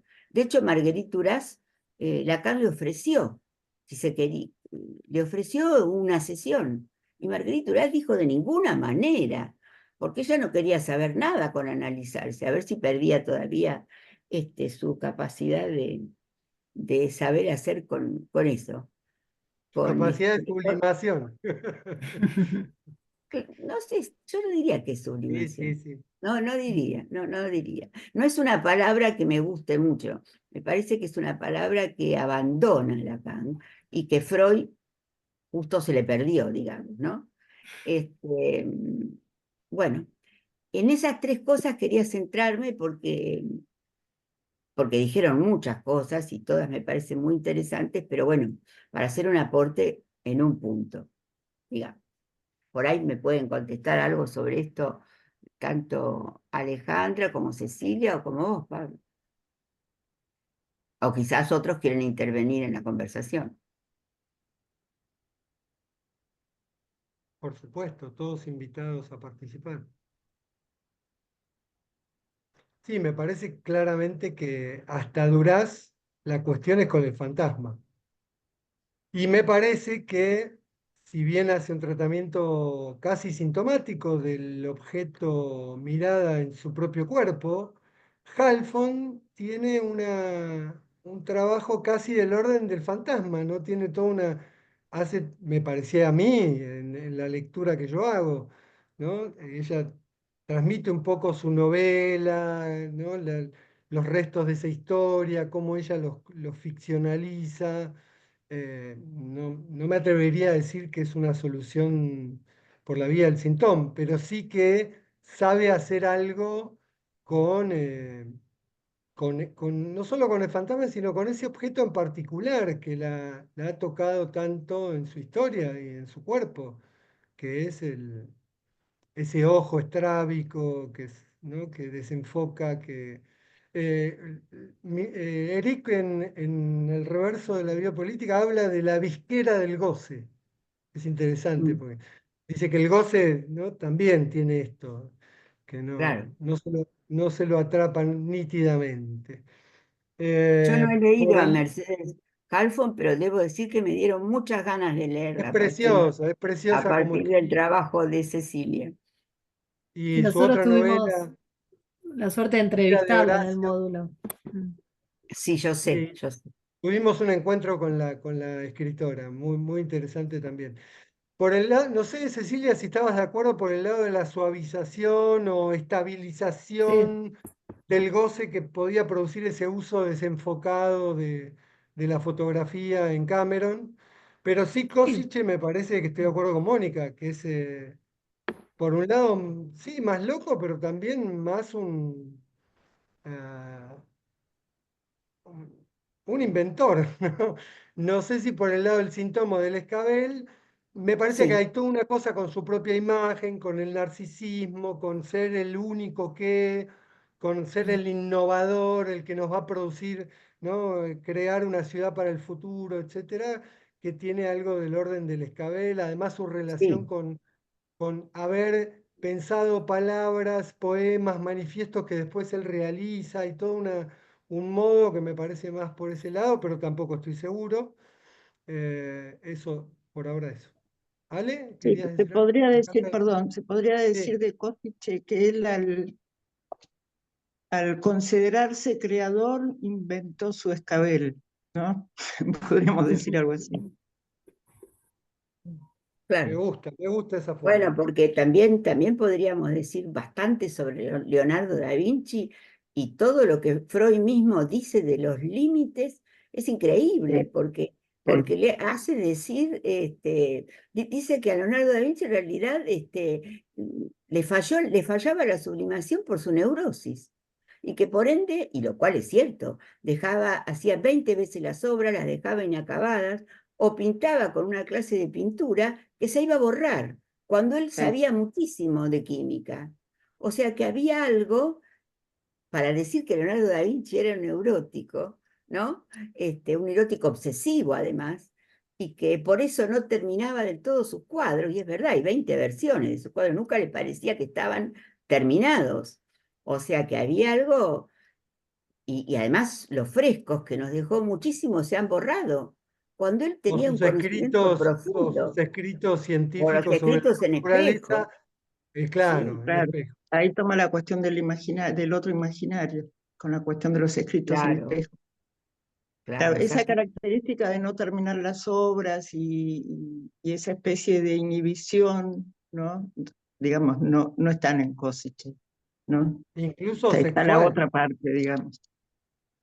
¿Puedo decir algo antes de que hable Ale, una cosita? Sí. Em, o sea, nombraba lo de la entrevista que le hicimos a Halfon porque es interesante que cuando entrevistamos escritores, les señalamos por ahí alguna mirada o lectura, se sorprenden, ¿no? Del efecto que genera en nosotros la obra, ¿no? Me acuerdo que Pablo le preguntó algo sobre el duelo en uno de sus libros, y yo no tengo ni idea, decían como, seguramente que en escritores que por ahí se analicen eso sería distinto o no lo sé, pero me parece que es interesante esto de que el efecto que genera la obra al artista se le escapa, ¿no? Que no puede La controlar todo propia eso. Marguerite Duras dijo eso claramente, que ella no había Sí, entendido sí, absolutamente nada sí. que escribió Y, Lacan, y ellos se conocían y se frecuentaban. y eso se Este, constata siempre, es interesante. eso se constata Mm. siempre, en efecto. Nada, bueno, eso. Ale, Loray. Alejandra, No, después un poco estaba dicho. Quería, en principio, nada, me gustaron solo un par de cosas que me parecieron preciosas de lo que las chicas decían de la obra, ¿no? Digamos, esto de Košice, el agua, la luz, el material que usa, digamos, cómo hay algo de lo inatrapable y de lo que no cesa y lo que está siempre en movimiento, que él trata, que él hace algo con sus obras, ¿no? El agua en movimiento, la luz. Me parece que la verdad que no me animaría a decir en qué lado ubicarlo conceptualmente, pero sí que me parece que hay algo de ese esfuerzo, de ese esfuerzo, que algo de eso se mueve en atrapar lo inatrapable y lo que siempre se mueve. Eh, y que sí es mucho más, ¿cómo decir?, de un disfrute más vital, evidente, ¿no? La obra que quizás otros autores que uno no podría decir que no son geniales, pero que está toda la cosa más dura del fantasma o de lo pesado de la estructura. Y en el caso, en el trabajo me gustaba subrayar del trabajo de Cecilia, esta cuestión del fuera de foco, que me impresionó mucho, y cómo hacer de un encuentro azaroso, incluirlo y que sea su estilo, ¿no? Me parece que algo de esto de su no paciencia y todo eso, ¿no? Digamos, de cómo algo puede aparecer eh, como de un encuentro azaroso, depende de cómo cada quien responde. Después la cuestión, coincido totalmente, Mónica, con esto que decías, la cuestión de la sublimación y lo fantasmático, ahí se me hace un poquito, daría para toda una larga charla que me parece que no es el caso.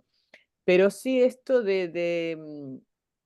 como del saber hacer y de lo que trata de captar el artista. Me pareció precioso en los dos casos eso, ¿no? La frescura, digo, esto de la fotógrafa, digo, qué sé yo, es como hacer de la necesidad virtud, porque termina, digo, bueno, qué sé yo, no enfoca, no sé qué,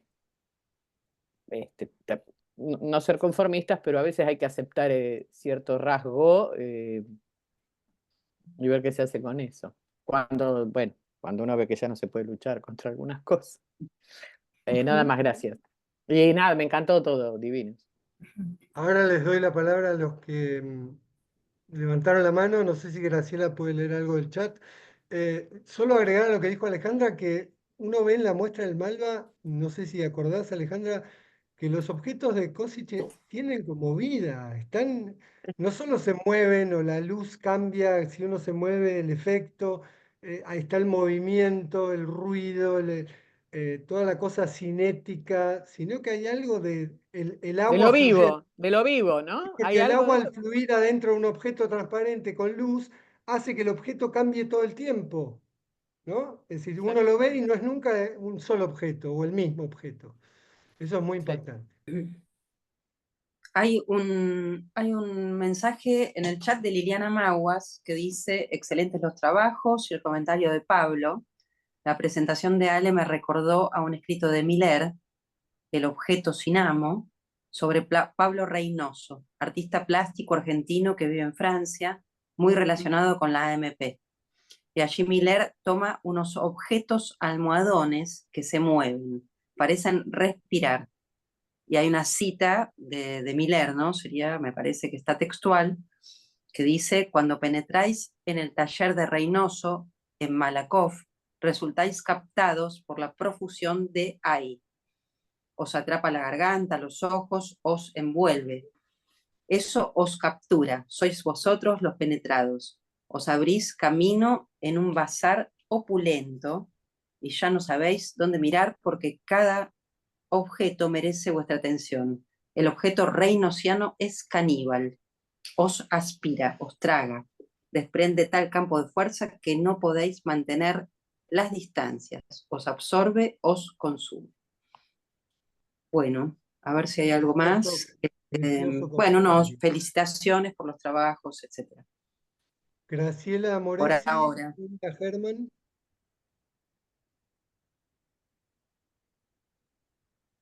Bueno, tomando el comentario ese de Miller, me parece que, bueno, que de eso se trata la presentación del objeto y no la representación, ¿no?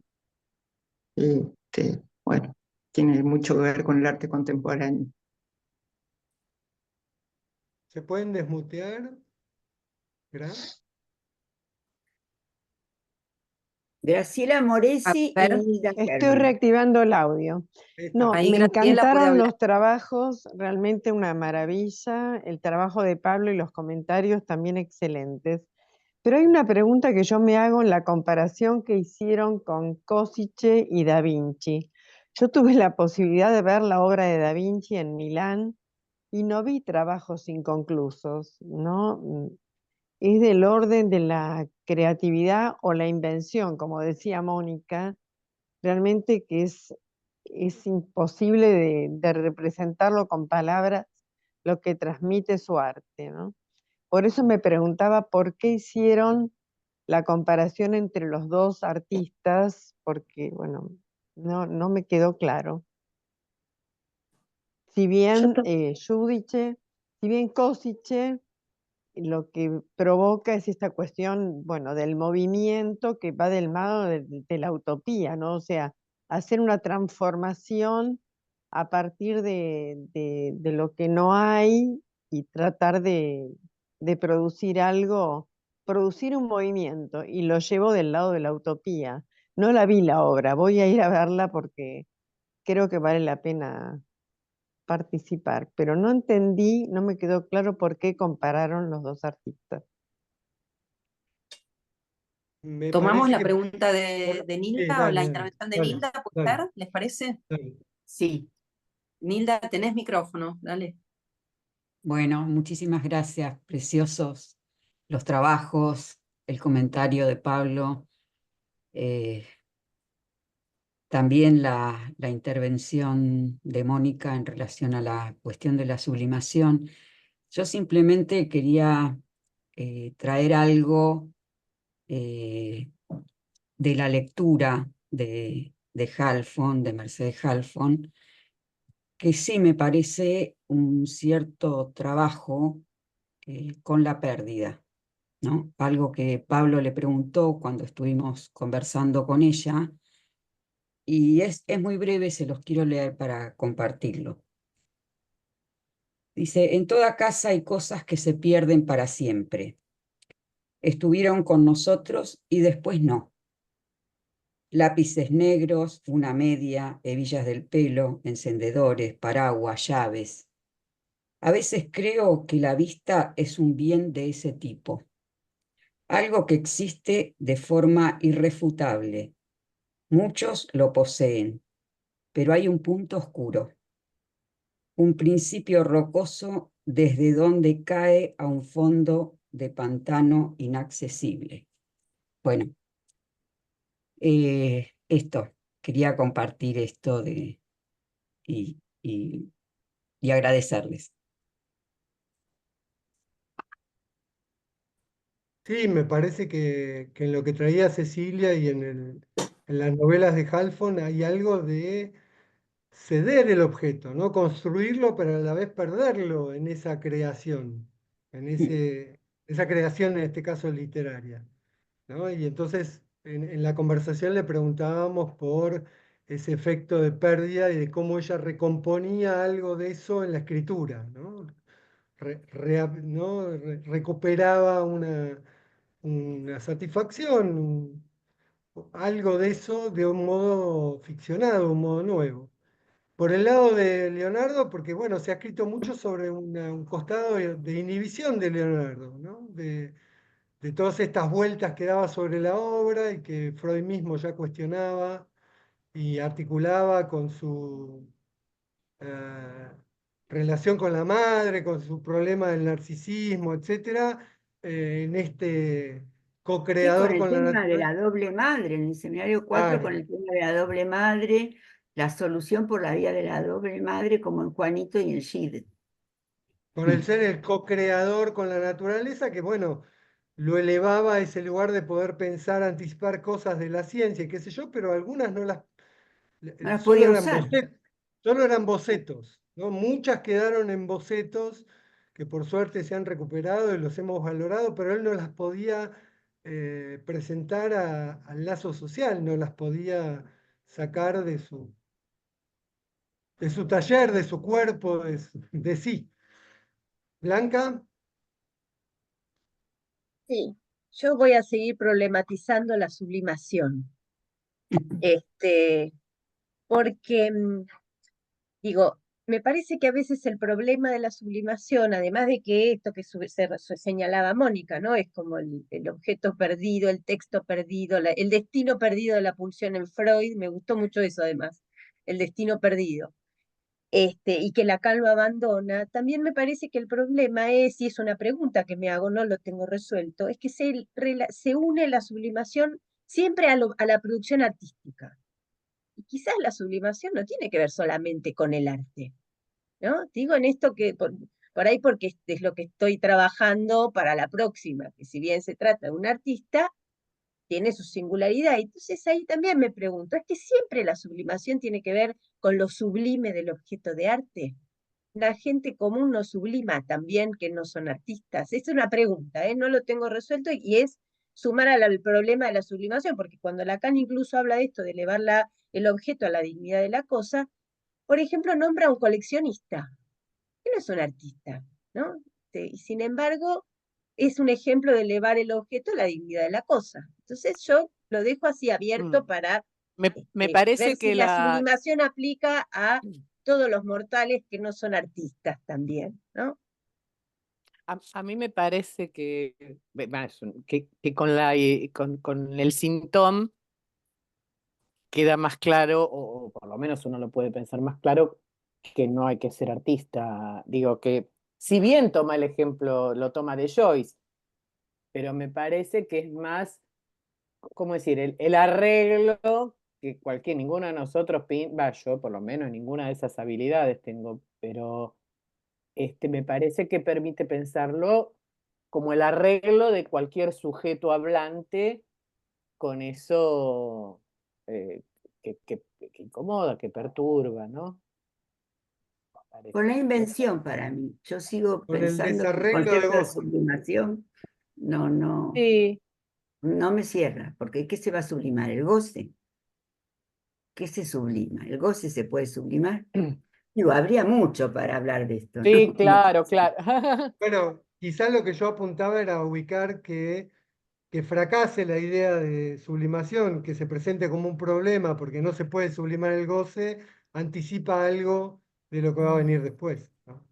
Y es Sí, verdad que la clase de Blanca va a es venir. No, verdad no que es mía Cecilia sola, Milgar, con Esto Liliana y se va a Claudia, otra. resolver en la clase de ok, Blanca, ¿no? Eso ok, se responde en la clase de Blanca, no se la pierda. Y ok. algún anticipo en la jornada. Es No, verdad que es para verdad decir que algo se la suele palabra. ligar la Sí, sublimación a la obra de arte y estoy de acuerdo con sí, Blanca. De hecho, los niños son un gran ejemplo de sí. usar para el juego, para lo que sea, la sublimación todo el tiempo, justamente por no poder realizar la pulsión sexual y sin embargo no tienen por qué ser artistas, aunque de alguna manera lo son, ¿no? De hecho, la sublimación está tomada de un proceso químico, que es una transformación. A mí me gusta esa vertiente en todo caso. Si podríamos rescatar algo de De la una sublimación, transformación. hay Sí. algo Claro. que se transforma, ¿no?